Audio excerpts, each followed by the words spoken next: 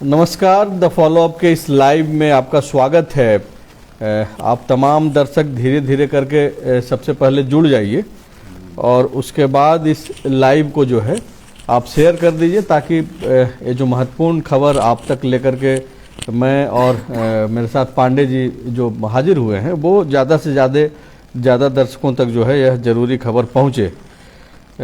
तो सबसे पहले आप लोग जुड़ जाइए अच्छे से। उसके बाद जो ये खबरें हैं पंकज मिश्रा से संबंधित और ईडी से संबंधित वो आप तक हम लोग शेयर करें। तो खबर की शुरुआत करते हैं, आप लोग शेयर कर दीजिए ताकि लोग इससे अवेयर हो सकें। पंकज मिश्रा को आज जबरन जो है नशा मुक्ति केंद्र भेज दिया गया है। पंकज मिश्रा के बारे में जो दर्शक जानते हैं और जो नहीं जानते हैं उनको सबसे पहले एक बार पंकज मिश्रा के बारे में बता दें कि पंकज मिश्रा मुख्यमंत्री हेमंत सोरेन के विधायक प्रतिनिधि हैं। पंकज मिश्रा को क्यों नशा मुक्ति केंद्र भेजा गया है, ये सवाल का जवाब भी हम लोग लाइव में आगे देंगे। इसके साथ ही जो है जेल सुप्रिटेंडेंट जो रांची में जो बिरसा मुंडा जेल है उसके जो सुप्रिटेंडेंट हैं और एक जो साहेबगंज से आज एक पुलिस अधिकारी आए थे सब इंस्पेक्टर, उनसे आज ईडी ने पूछताछ की है और इन सारे लोगों का जो संबंध है वो पंकज मिश्रा से है। पंकज मिश्रा से संबंध इसलिए है क्योंकि जो मूल केस है ईडी के पास बड़हरवा थाने में जो दर्ज हुई थी 22 जून 2020 को टेंडर वाले मामले में जो विवाद हुआ था उसको लेकर के, उसी से संबंधित ये सारा जो है पूछताछ आगे चल रहा है और उसी मामले में जो है आज कई सारे अपडेट्स हैं। पंकज मिश्रा के साथ संबंध में जो है एक और मामला हम लोग आपको बताएंगे। जिस तरीके से पंकज मिश्रा ने ईडी के असिस्टेंट डायरेक्टर और जो जांच अधिकारी हैं इस पूरे मामले के देवदत्त झा, उनके खिलाफ भी ईडी कोर्ट में जो है प्रोसिक्यूशन कंप्लेन केस किया था पंकज मिश्रा ने। उसी कंप्लेन के केस पे जो है आज सुनवाई भी हुई थी। तो ये तीन जो महत्वपूर्ण खबरें हैं झारखंड से, इसके बारे में आपको एक एक करके हम लोग जानकारी देंगे।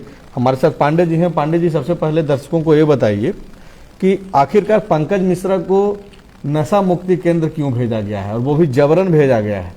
दरअसल पंकज मिश्रा आपको याद होगा 30 जुलाई को वो आए थे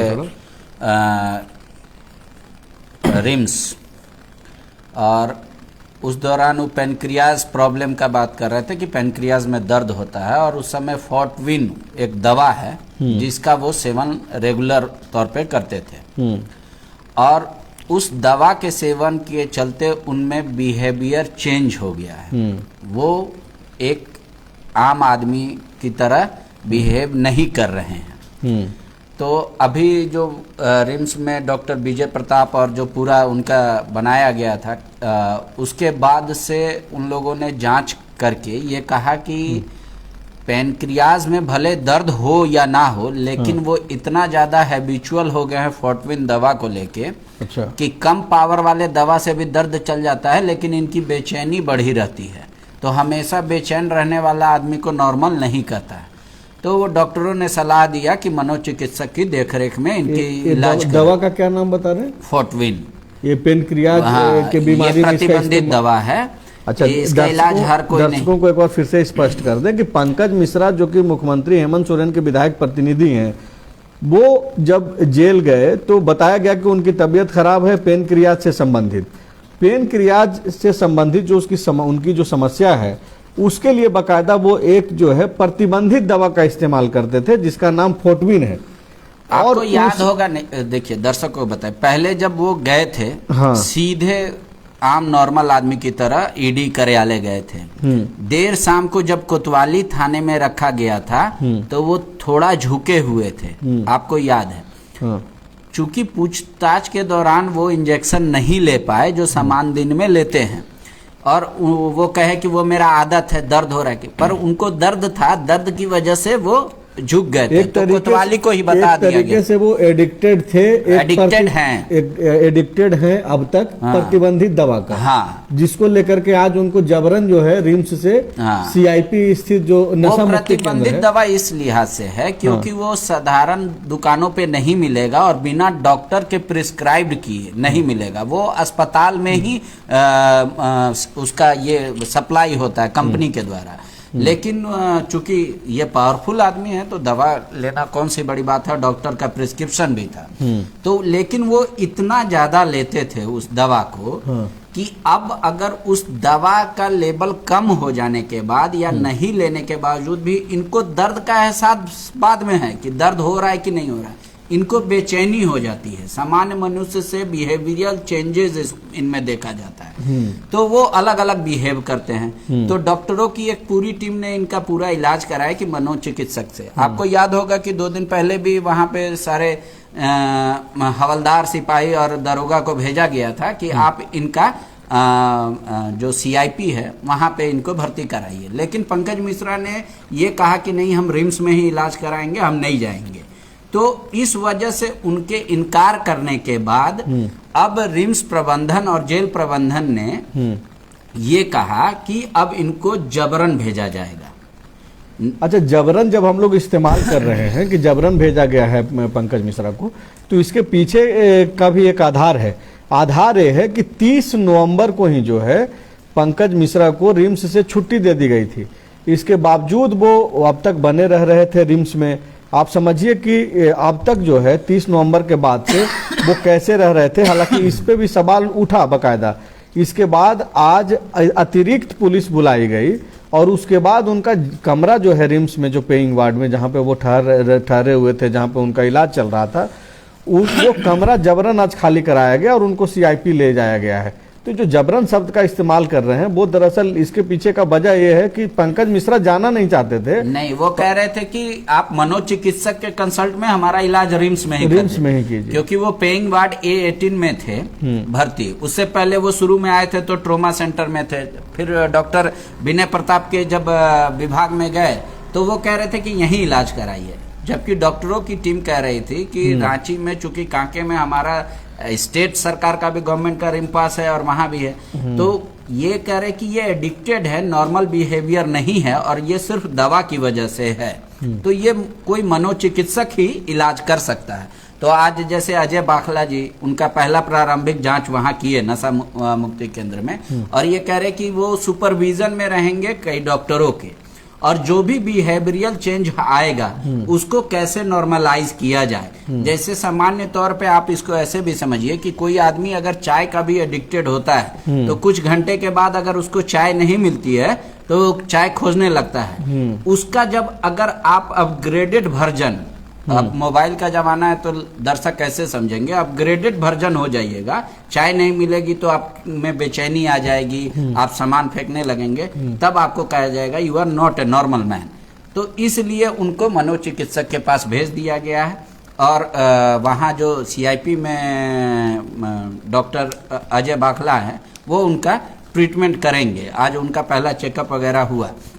वो दरअसल डॉक्टरों की ये इच्छा है कि वो जो दवा की वजह से वो एडिक्टेड हो गए हैं तो उसका प्रभाव इन पे खत्म कर दिया जाए, उसका एडिक्शन खत्म कर दिया जाए, इसलिए। और ये चाहते थे कि नहीं, मेरा इलाज यहीं रिम्स में हो, तो इसी वजह से उनको जबरन जो है आज एक एसआई, 8 सिपाही, 2 हवलदार को डिप्यूट करके रिम्स प्रबंधन ने उनको वहां पहुंचा दिया है। कुल मिलाकर के एक सामान्य खबर सिर्फ ये है कि पंकज मिश्रा को आज नशा मुक्ति केंद्र भेज दिया गया है, लेकिन खबर दरअसल यही है कि भाई एक आदमी जिसको रिम्स से छुट्टी कर दिया गया कि आप यहाँ से चले जाइए, लेकिन अब तक जो है वो जबरन बने हुए थे, जिसको जबरन खाली कराया गया।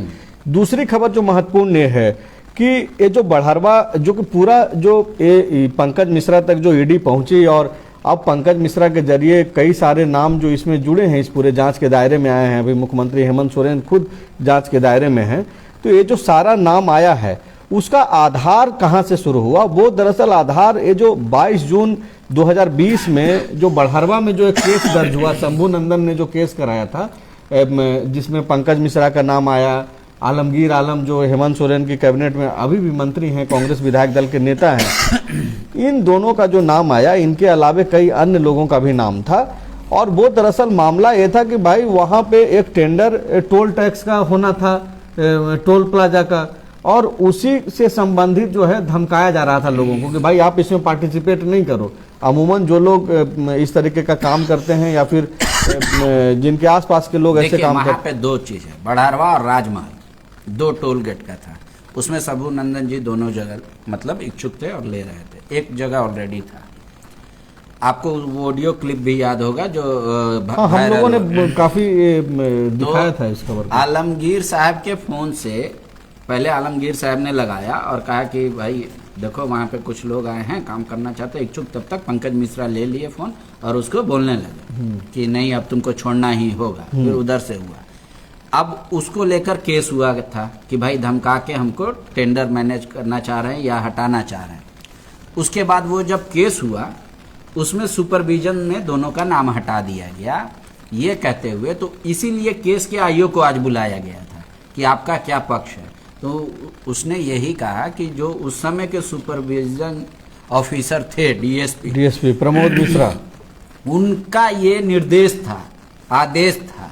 उसके पीछे तर्क अब क्या लगाया गया? तर्क ये लगाया गया कि अमुख्य जो काम के लिए मना किया जा रहा था वो काम भी आखिरकार उन्हीं को मिला, और फिजिकली ना तो पंकज मिश्रा वहां मौजूद थे और ना ही आलमगीर साहब मौजूद थे, इसलिए ये मामला नहीं बनता। इसलिए वो चार्जशीट में उसका नाम सुपरविजन करके इन दोनों का हटा दिया गया। तो इसमें कुल मिलाकर के दर्शकों को इस तरीके से बताना जरूरी है कि पंकज मिश्रा और आलमगीर आलम को डीएसपी प्रमोद मिश्रा जो उस वक्त डीएसपी थे वहां पे, और उन्होंने 24 घंटे के अंदर जो है सुपरविजन में उनका नाम हटा दिया, एक तरीके से क्लीन चिट दे दिया। और इसी चीज को जो है पंकज मिश्रा आधार बना करके ईडी के सहायक एडिशनल डायरेक्टर जो हैं उन पे जो है कंप्लेन किया है ईडी केस में ही। हाँ, कि चार्जशीट में तथ्यों को छुपाया गया है। दरअसल ईडी चार्जशीट शब्द यूज नहीं करती, वो पीसी करती है, प्रोसिक्यूशन कंप्लेन। हाँ, तो वो दरअसल वो कह रहे हैं कि वो जो बायसनेस्ट है ईडी अफसर का, इनके तरफ से कंप्लेन ये है, इसलिए हमको माना गया। जब उस केस में पुलिस ने क्लीन चिट दे दिया और कल तक तो वो पुलिस ही जांच कर रही थी केस, तो उससे ज्यादा और कौन हो सकता है। तो इसलिए वो तथ्य और बायसनेस झलक रहा है, इसके खिलाफ उन्होंने कोर्ट में केस किया ईडी में। तो ईडी में आज सुनवाई भी हुई और ईडी अदालत ने ईडी को अपना पक्ष रखने को कहा है कि आप 15 दिनों का समय, शायद 15 दिसंबर तक का वक्त है, और आप अपना पक्ष रख दीजिए उस मामले में। ये एक मामला है। दूसरा ये है कि भाई सुप्रिटेंडेंट को बुलाया गया था, जेल सुप्रिटेंडेंट को। जेल सुप्रिटेंडेंट को बुलाने के पीछे की वजह ही यही है, जब बतौर कैदी के तौर पे पंकज मिश्रा रिम्स में एडमिट थे, ये जेल सुप्रिटेंडेंट या जेल का ये प्रॉपर्टी मतलब एक तरह से है कि वहां पे उनका सिर्फ इलाज हो रहा है, तो उनका सारा रूटीन, मिलना ना मिलना, फोन पे मिलना, वो जेल मैनुअल के हिसाब से होना चाहिए।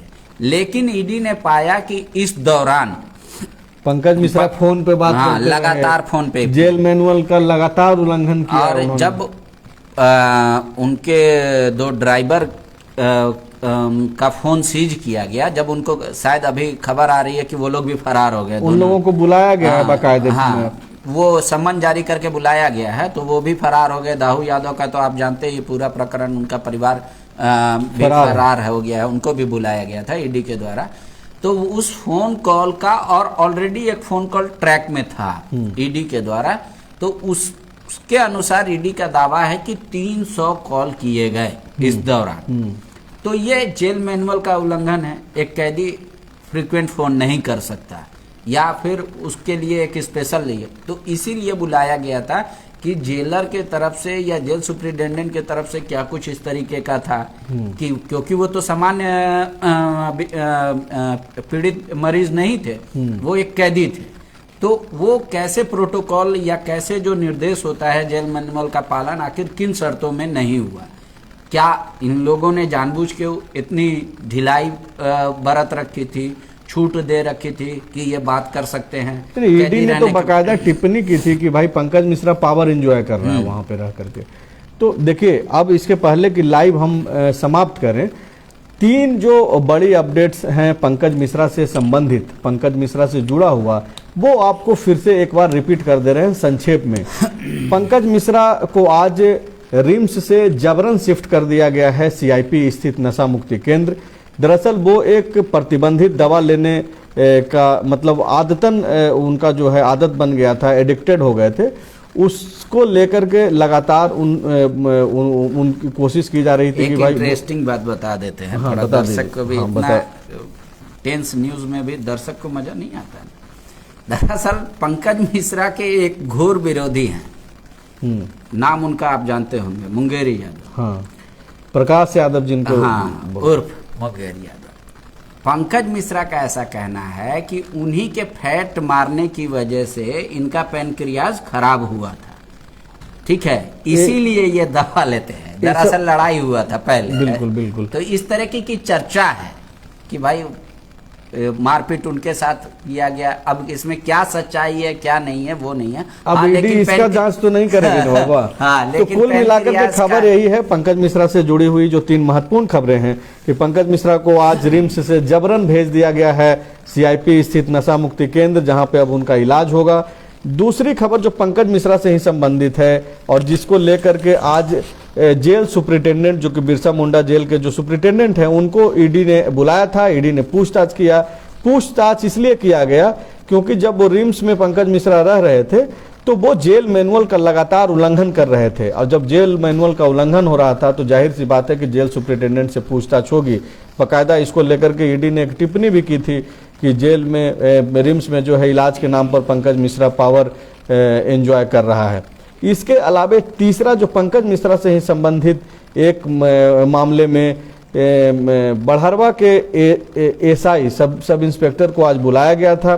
सब इंस्पेक्टर से पूछताछ इसलिए हुई कि जो मूल केस है जिसके आधार पर ईडी अब तक पंकज मिश्रा से लेकर के मुख्यमंत्री हेमंत सोरेन तक पहुंची है, वो केस दरअसल टोल टेंडर विवाद का था।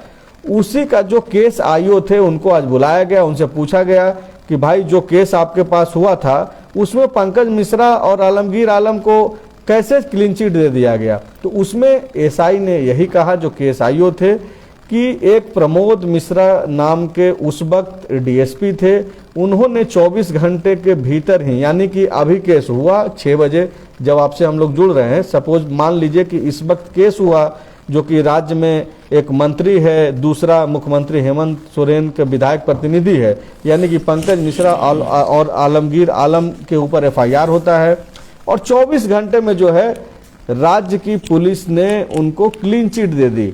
तो इस तरीके से जो है ये सारी इतना चीजें ही नहीं। हाँ संजय जी, आपको याद है अभी जो विजय हांसदा का नाम आ रहा है, हाँ, वो भी मामला खत्म हो गया था एक तरह से, क्योंकि उसने लिखित तौर पे कहा कि भाई हमसे सादे कागज पे लिखा लिया गया, और उस केस में भी पुलिस ने कहा खत्म। तो इलीगल माइनिंग का वो केस था विजय वो तो फिर से वो अब फिर से वो चीजें खुली है। वो बताया जा रहा है कि किस तरीके से वहां पे जो भी मामले दर्ज हुए वो पुलिस ने वहां पे उसको खत्म करने का बाबूलाल मरांडी, जो कि राज्य के प्रथम मुख्यमंत्री हैं, भाजपा विधायक दल के नेता भी हैं, वो लगातार यह मांग कर रहे हैं कि जो भी साहेबगंज के इलाके में ऐसे मामले हैं ये सरकार के गठन के बाद से या इसके पहले भी, वो सारे मामले को जो है सीबीआई के जरिए जांच कराई जाए कि कौन से मामले में किसको फंसाया गया, किसको बचाया गया। तो खैर ये सब चीज़, ये तो राजनीतिक बयान है उनका, चलते रहेगा, लेकिन ये जो 3 बड़ी अपडेट्स थी वो आप तक हम लोगों ने पहुंचाया। इस खबर को शेयर कीजिए ताकि ज़्यादा से ज़्यादा लोग तक जो है बातें पहुंचे। शुक्रिया।